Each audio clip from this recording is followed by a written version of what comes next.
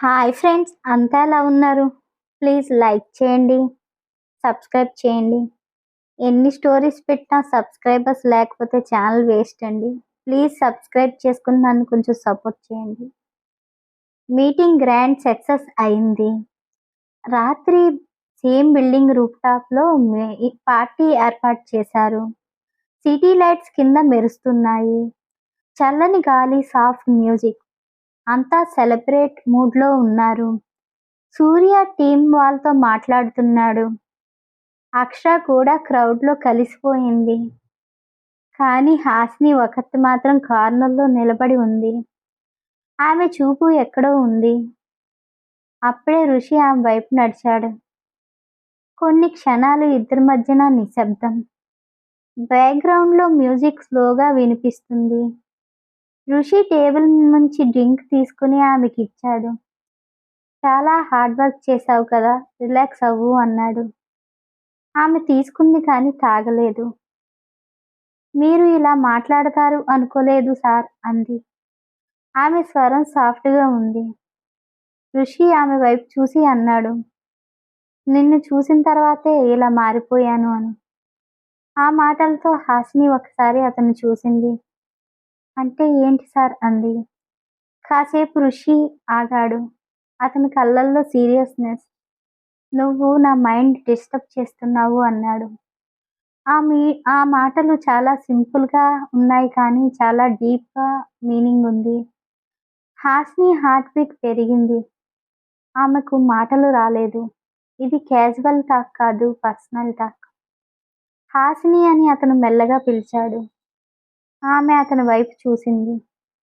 అతని చూపులో ఇంటెన్స్ ఉంది. ఆమె చేతుల్లో ఉన్న గ్లాస్ కొంచెం వణికింది. ఋషి ఆమె చేతిని పట్టుకున్నాడు. ఆ స్పర్శ అన్ఎక్స్పెక్టెడ్. ఆమె వెనక్కి తీసుకోలేకపోయింది. ఇద్దరి మధ్యన మాటలు అవసరం లేదు.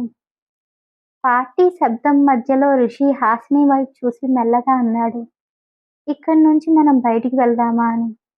ఆమె ఆశ్చర్యంగా చూసింది. ఇంత రాత్రి అవసరమా అంది. ఆమె స్వరంలో జాగ్రత్త ఉంది. ఋషి కొంచెం దగ్గరికి వచ్చాడు. ఇక్కడ గోల ఎక్కువగా ఉంది. కొంచెం ప్రశాంతంగా నీతో మాట్లాడాలి అని చెప్పాడు. హాసిని కాసేపు ఆలోచించి, ఇంతకి ముందర జరిగింది మర్చిపోయారా సార్ అంది. ఆమె మాటల్లో ఒక హెచ్చరిక ఉంది. ఋషి ముఖం వెంటనే కోపంగా మారింది. మర్చిపోలేదు అన్నాడు. అందుకనే చెప్తున్నాను.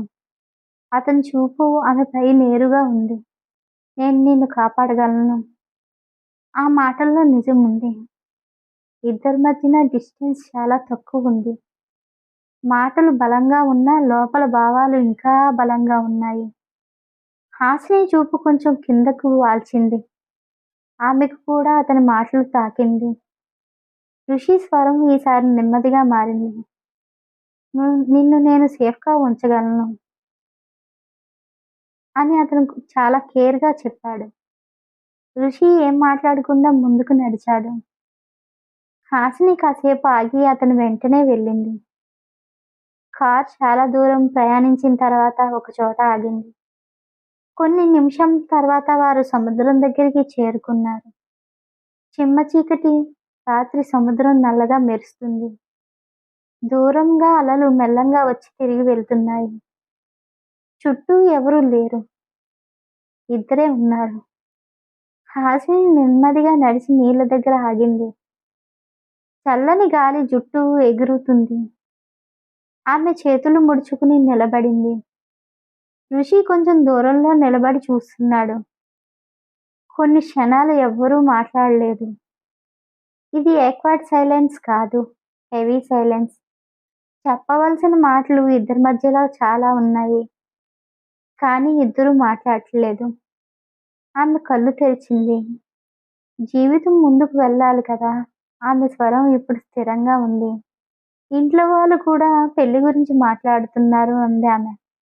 నేను కూడా ఒకరోజు మారాలి కదా. ఆమె నెమ్మదిగా అడుగులు దగ్గరికి వేసింది. ఇద్దరి మధ్యన డిస్టెన్స్ చాలా తగ్గింది. ఆమె మాటలు ఋషి నిశ్శబ్దంగా వింటున్నాడు. అతని కళ్ళల్లోనున్న కఠినత్వం పోయి కాస్త మృదువుగా మారాయి. ఆమె చెప్పే ప్రతి మాట అతనిలోకి దిగుతుంది. అతను ఒక్క క్షణం కూడా ఆమెను చూస్తూ నిలబడ్డాడు. తర్వాత నెమ్మదిగా అన్నాడు, అందుకే నేను నిర్ణయం తీసుకున్నాను. మనమిద్దరం పెళ్లి చేసుకుందామని. అతని స్వరం ప్రశాంతంగా ఉంది. కానీ ఆ మాటలు చాలా స్పష్టంగా ఉన్నాయి. నువ్వు లేకుండా నా జీవితం పూర్తి కాదు అని అతను చెప్పాడు. ఆ మాటల్లో సందేహం లేదు. నువ్వు భయపడనవసరం లేదు. నువ్వు భయపడుతున్నావు. అది నాకు తెలుస్తుంది. అతను ఇంకో అడుగు దగ్గరికి వచ్చి, కానీ నేను అన్ని విషయాల్లో నీకు అండగా ఉంటాను. నువ్వు ఒంటరిగా ఉండవు. హాసిని నిశ్శబ్దంగా వింటుంది. ఆమె కళ్ళు నీళ్లతో నిండాయి. ఆమె హృదయం బాధతో నిండింది. ఋషి నెమ్మదిగా కొనసాగించాడు. నీ గతం, నీ గాయాలు, నీ భయాలు అవన్నీ నేను యాక్సెప్ట్ చేస్తాను. నువ్వు ఎలా ఉన్నావో అలాగే నాకు కావాలి. అతని స్వరంలో లోతుగా ఉంది. ప్రేమ ఇప్పుడు తక్కువగా ఉండవచ్చు హాసిని అని అతను అన్నాడు. కానీ నేను దాన్ని ప్రతి క్షణం ప్రతిరోజు పెంచుతాను అని ఒక వాగ్దానం ఇచ్చాడు. ఆ వాగ్దానంలో ఒక బలమైన నిర్ణయం ఉంది. హాసిని అతన్ని నేరుగా చూసింది. అది మాట కాదు, ఒక నిర్ణయం. ఋషి చిన్నగా నవ్వాడు. నీకు ఒక నలుగురు పిల్లలు, నీకు కుటుంబం కావాలి కదా. నువ్వు అంతకుముందు నాతో మాట్లాడినప్పుడు చెప్పావు అన్నాడు.